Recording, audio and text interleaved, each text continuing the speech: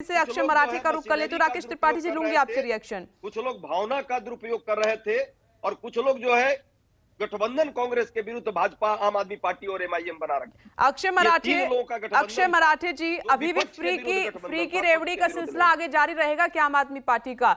गुजरात में तो नकार दी फ्री की रेवड़ी, हिमाचल में भी नकार दी, तो क्या 24 में भी आप इसी के भरोसे चलेंगे या रणनीति अब बदलेगी आपकी? देखिए, मैं आपके दर्शकों के लिए बताना चाहूंगा, मैं देख रहा हूं कल से भारतीय जनता पार्टी ये कहने की कोशिश कर रही है कि आम आदमी पार्टी गुजरात में हार गई। लेकिन आप इस तरह से अगर सोचे कि पहली बार जो पार्टी, दिल्ली में पैदा हुई पार्टी पंजाब में सरकार बना के गुजरात पहुंचती है, नरेंद्र मोदी अमित शाह के गढ़ गुजरात में पहुंचती है और पहले ही चुनाव में 13% गुजरातियों का वोट हासिल करती है। गुजरात एक बड़ा राज्य है, 13% वोट का मतलब होता है 41 लाख लोगों ने हमें वोट दिया है। ये कोई मामूली बात नहीं है। दिल्ली और पंजाब गुजरात के मुकाबले छोटे राज्य। मैं आपको एक जानकारी के लिए बता दूं, दिल्ली में हमें 54% वोट आता है, उसमें से वोटों के हिसाब से देखा जाए तो उसका मतलब निकलता है करीब 45 लाख वोट। उस दिल्ली के 45 लाख वोट के मुकाबले अगर गुजरात में हमें 41 लाख वोट मिल रहे हैं तो मेरे हिसाब से बहुत बड़ी बात है, एक बहुत बड़ी विजय हुई है। आप तो गुजरात जीतने निकले थे ना? अरविंद केजरीवाल नहीं, देखिए, कोई भी चुनाव हमेशा जीतने के लिए लड़ा जाता है। अगर हम पूरी तरह से हमारे उम्मीदों के हिसाब से नहीं जीत पाए तो कोई बात नहीं, इस बार नहीं, अगली बार से ही हम कोशिश करते रहेंगे।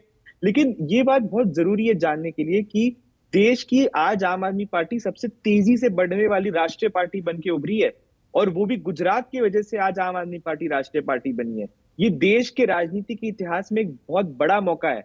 8 राष्ट्रीय पार्टियां होती थी, उसमें अब 9वां एक नाम जुड़ गया है। मैं सवाल ये कर रही हूँ, तो लोकल इलेक्शन थे दिल्ली के, वो आप जीत गए, लेकिन विधानसभा चुनाव गुजरात और हिमाचल का अहम था और 2024 की ये जो विधानसभा की तस्वीरें आ रही हैं रिजल्ट की, वो 24 की राह थोड़ी सी स्पष्ट कर रही है। इसमें आप पीछे हैं, तो कैसे 24 में मोदी का मुकाबला करेंगे? विपनीश जी, देखिए, एक साल पहले अगर हम ये डिबेट कर रहे होते तो आम आदमी पार्टी गुजरात और हिमाचल की रेस तक में मानी भी नहीं जा रही।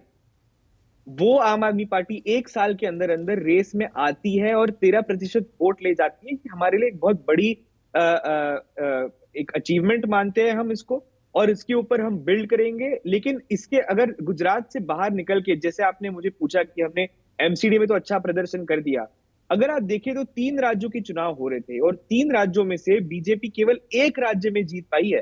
तो अगर 2024 की ही बात करनी है तो आप इसका भी एक मैसेज जनता ने दिया है कि बीजेपी को सिर्फ 3 में से एक राज्य में उनकी जीत हुई है और बाकी दोनों राज्यों में उनकी हार हुई है।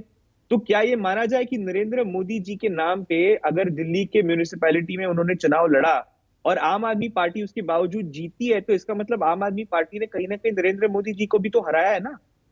तो अगर भाजपा हर जगह मोदी जी का नाम लेके चुनाव में उतरती है और जब जीतते हैं तो कहते हैं मोदी जी के नाम पे जीते, बड़ी बात कह रहे हैं राकेश त्रिपाठी जी।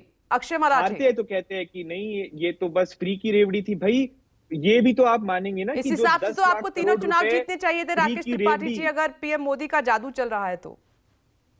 नहीं, देखिए, मैंने कहा कि हर चुनाव के मुद्दे अलग होते हैं, हर चुनाव की स्थानिकता के आधार पर विषय होते हैं। मैं मानता हूं उसको उस आधार पर देखा जाना चाहिए।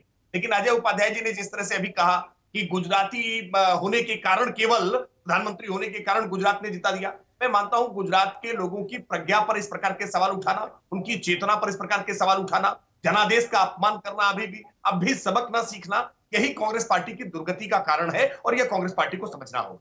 और मैं बार बार कह रहा हूं, त्रिपाठी जी, मैं गुजरातियों के प्रज्ञा पर प्रश्न नहीं कर रहा हूं, तो प्यार है प्रधानमंत्री जी के लिए कि गुजरातियों ने जो है कम से कम उनको गुजराती प्रधानमंत्री माना और इसलिए उन्होंने मान सम्मान दिया। ऐसी बात आप क्यों कर रहे हैं? ये क्या आपको गुजराती प्रधानमंत्री नहीं है, गुजराती नहीं है, वो गुजराती वहां जाकर के अपने बेटा है वहां क्यों नहीं बोलते थे, विक्टिम कार्ड नहीं? चलिए ठीक है राकेश त्रिपाठी जी और डॉक्टर अजय उपाध्याय, वक्त इतना ही था, चर्चा को यहीं विराम देना होगा। आप सभी का बहुत बहुत शुक्रिया ब्रेकिंग विद एजेंडा की इस बहस में शामिल होने के लिए। नमस्कार, मैं हूं मानक गुप्ता। अगर आपको हमारा ये वीडियो पसंद आया हो तो इसे लाइक और शेयर जरूर करें और हाँ, हमें सब्सक्राइब और फॉलो करना ना भूलें ताकि आप देश और दुनिया की कोई खबर मिस ना करें। तो जुड़े रहिए हमारे साथ और देखते रहिए न्यूज़ 24।